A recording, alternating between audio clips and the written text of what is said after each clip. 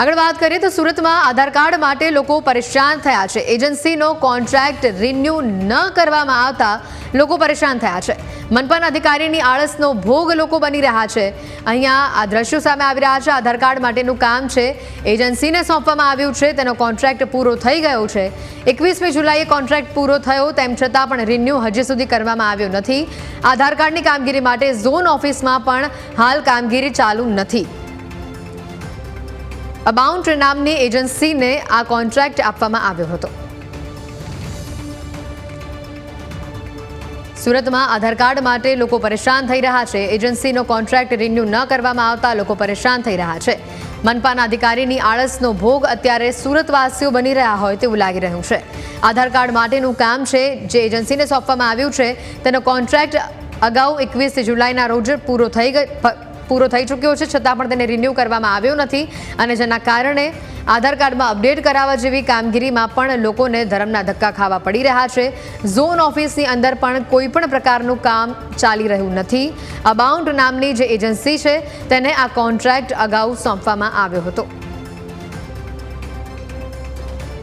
હાલ મનપાના અધિકારીની આળસનો ભોગ સુરતવાસીઓ બની રહ્યા છે।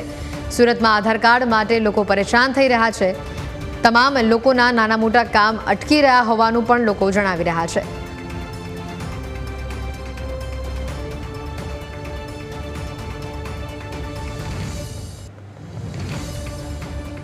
અને આ અંગે વધુ માહિતી મેળવીશું। સંવાદદાતા અમિત અમારી સાથે સીધા અહીંયા જોડાયા છે। અમિત, જે પ્રકારે દ્રશ્યો અહીંયા સામે આવી રહ્યા છે, જે રીતે આધાર કાર્ડની કામગીરી બંધ છે, કોન્ટ્રાક્ટ જે એજન્સીને આપવામાં આવ્યો છે તે એજન્સીનો કોન્ટ્રાક્ટ અગાઉ પૂરો થઈ ચૂક્યો છે।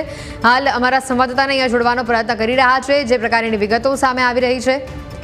આ કોન્ટ્રાક્ટ પૂરો થઈ ગયો હોવા છતાં પણ રિન્યુ કરવામાં કેમ ન આવ્યો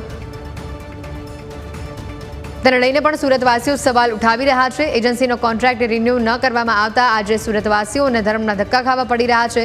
ઝોન ઓફિસની અંદર પણ આધાર કાર્ડને લગતી કોઈ પણ કામગીરી હાલ ચાલી રહી નથી, જેના કારણે લોકોના નાના મોટા કામ પણ અત્યારે અટકી પડ્યા છે।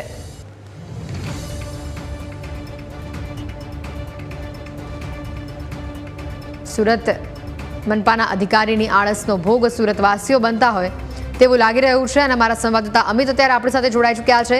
અમિત, જે દ્રશ્યો, જે વિગતો સામે આવી રહી છે, કોન્ટ્રાક્ટ રિન્યુ કરવામાં કેમ નથી આવ્યો અને લોકોને અત્યારે કેવી પરેશાનીનો સામનો કરવો પડી રહ્યો છે?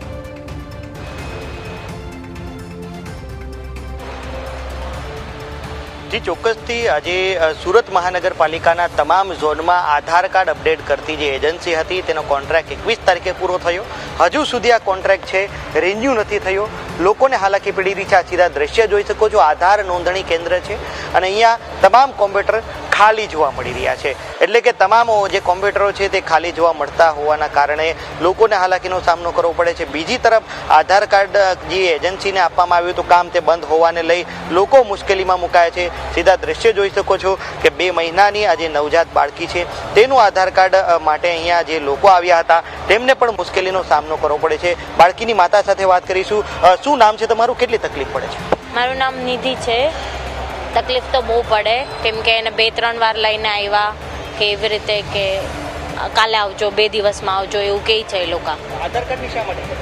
આધાર કાર્ડની તો મને પાસપોર્ટ ને એવું કઢાવવાનું છે મને, અને મારા શું કે અહીંયા બેંકના ને એના થોડાક ડિટેલ્સ માટે જોઈએ છે આધાર કાર્ડ, અને હું બહાર રહું છું એટલે એના માટે તો ચોક્કસથી આ જે બાળકી છે તેને અહીંયા લઈને ધક્કા ખાવા પડી રહ્યા છે। આ જ પ્રકારે અનેક લોકો છે તે આવી રહ્યા છે, મુશ્કેલીનો સામનો છે લોકોને કરવો પડી રહ્યો છે અને આધાર નોંધણી કેન્દ્ર છે તે હાલ બંધ હોવાને લઈ, એટલે કે કોન્ટ્રાક્ટ પૂરો થયો હોવાને લઈને લોકોને હાલાકીનો સામનો કરવો પડશે। ત્યારે સવાલ એ થઈ રહ્યા છે કે 9 દિવસ થયા છતાં આ કંપનીનો કોન્ટ્રાક્ટ પૂરો થયો હોવા છતાં રિન્યુ શા માટે નથી કરાતો અને લોકોને શા માટે મુશ્કેલીમાં અધિકારીઓ મૂકી રહ્યા છે?